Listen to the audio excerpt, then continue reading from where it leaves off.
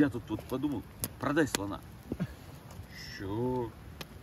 Ты что, дурак, что ли? Говорит, я только купил. Блять, кто-то вот кто-то, это кто, это собака? Вот это старая, вот это первая лиса, которая все было. Она матом ругала, слышали? Да-да-да-да! Экстренная ситуация. Извините, был напуган. А ты думала, ухватил замочек? Валера, не делай так. А, автоматик чисто может сработать.